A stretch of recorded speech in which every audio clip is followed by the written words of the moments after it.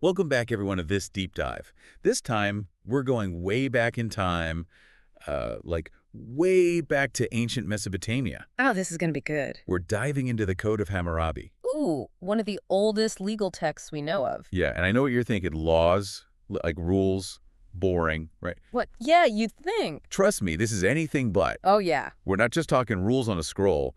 We're talking ancient Mesopotamia, power dynamics, social structures. Medical practices. It's all there. It's fascinating, yeah. And it gives us this glimpse, this like portal into a civilization thousands of years old. Exactly. And what's so cool is that it's not just a list of laws. Okay. It's inscribed on this huge basalt stilken. Imagine a giant stone tablet. Whoa, like a movie prop almost. Exactly. And get this. It was rediscovered in Susa, modern-day Iran. It was taken from Babylon centuries earlier as plunder. Plundered. So it was seen as like super valuable even back then. Oh, absolutely. What else do we know about this stool? Well, at the very top, there's this image. It's Hammurabi himself standing before Shamash, Shamash. the Babylonian god of justice. Okay. Now, some scholars think he's receiving the laws from this god. Others say it's more about Hammurabi's right to rule, like he's chosen by the gods. A king chosen by the gods. Okay, I'm intrigued. So tell me, who was this Hammurabi guy? So he was the sixth king of the first Babylonian dynasty. Mhm. And this was a time when Babylon was like really growing in power. Okay. But he wasn't just a lawgiver. Hammurabi was a military leader, diplomat, builder. He even saw himself as like a shepherd responsible for his people. So maybe not just a king handing down harsh punishments. Right. Much more complex figure than that. I like it. And you see that complexity in the code itself. Take the prologue, for example. It's a huge part of the text.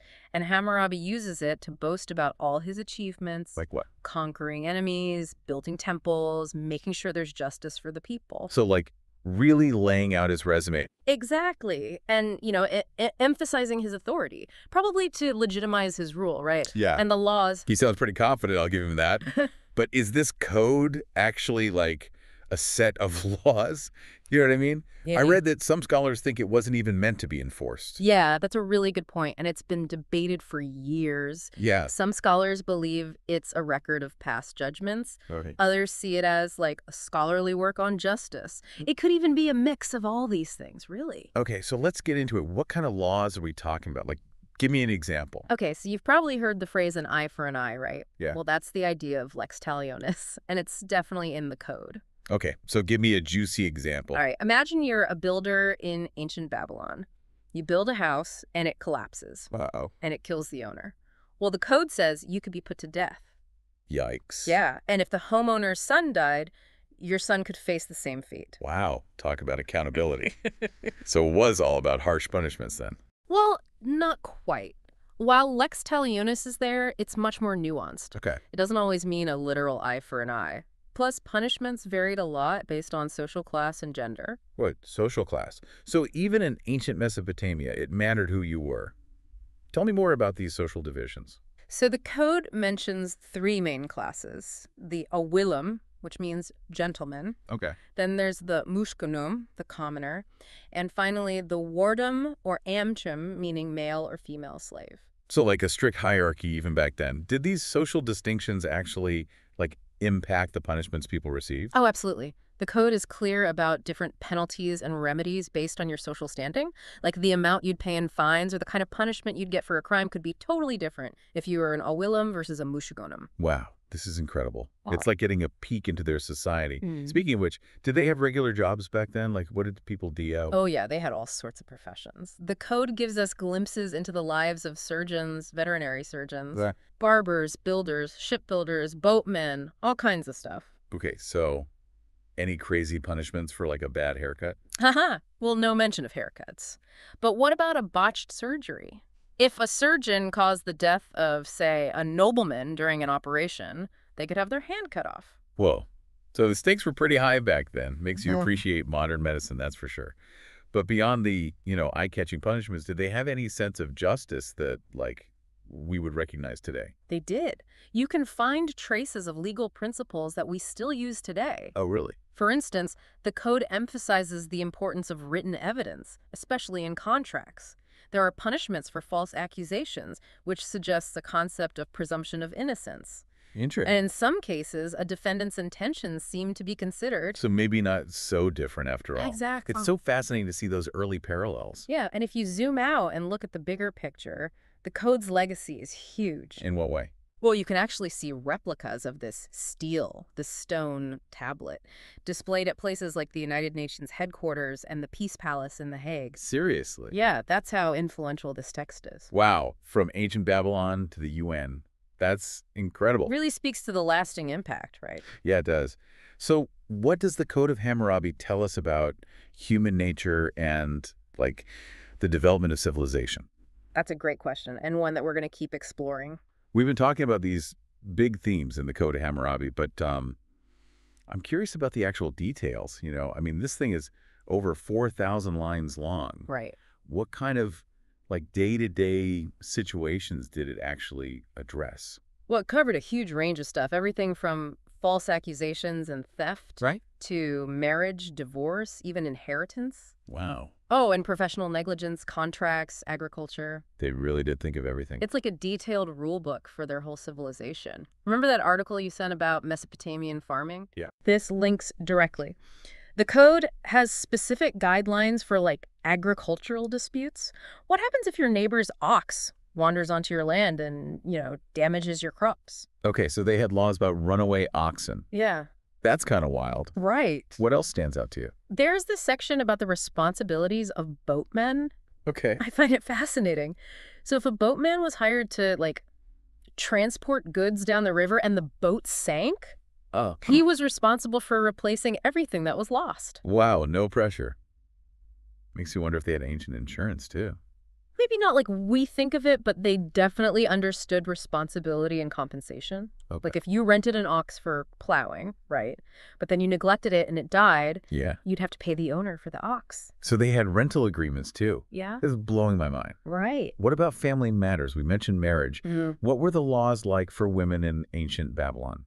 So it's important to remember that it was a patriarchal society. Huh. A woman's rights and legal standing often depended on her husband, father, or even as a widow.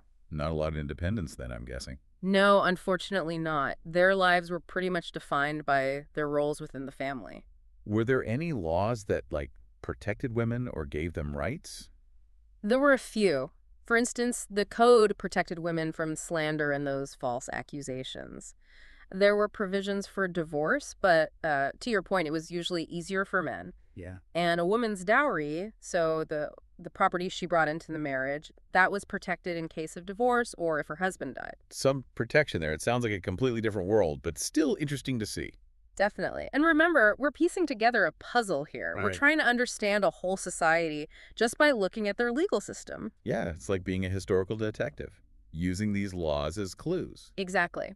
And each detail adds another piece to that puzzle. I like it. For example, there's a section about adoption. It gives us some interesting insights into family dynamics. Okay, so tell me about adoption in ancient Babylon. Well, if a child was adopted, they were totally part of the family, Okay. entitled to inheritance and everything, just like a biological child. Interesting. But get this, if they tried to reconnect with their birth parents later, they could have their tongue cut out. Whoa. That's pretty intense. Right.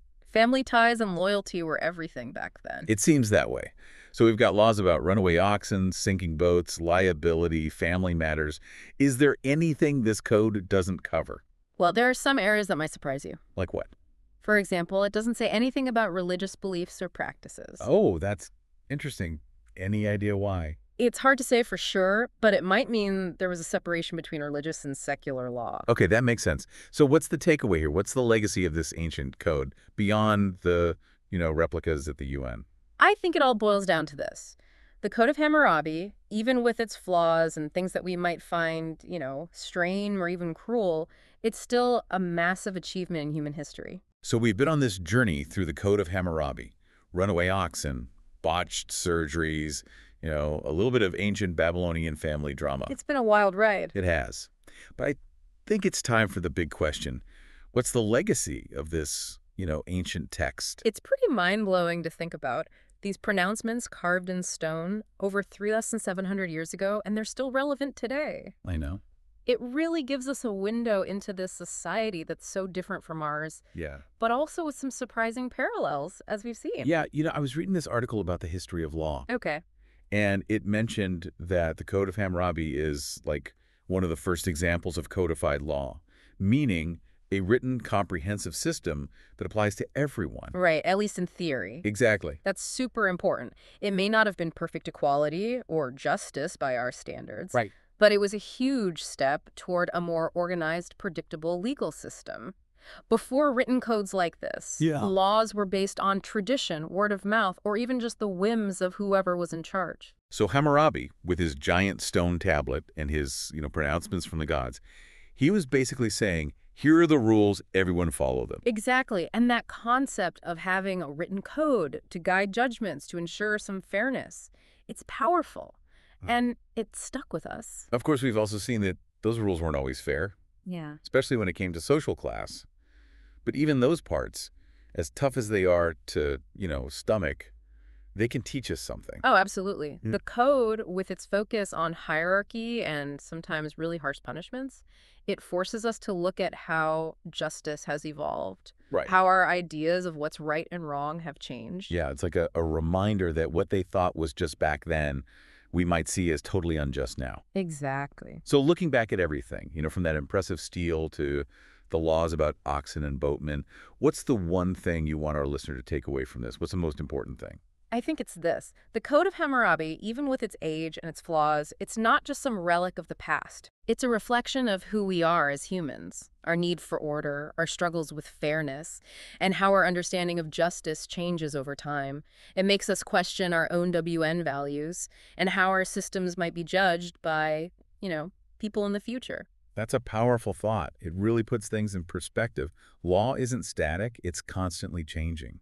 And it's not just about the laws themselves, it's about the stories they tell, the values they reveal, and what they make us ask about ourselves. I like that. Well said. Well, I think it's time to wrap up our deep dive into the world of Hammurabi's Code. Hope you enjoyed the journey. I know I did. It's been a pleasure exploring this with you. And to our listeners, keep digging. There's so much more to discover about this fascinating piece of history and what it tells us about ourselves. Until next time, this is The Deep Dive. Signing off,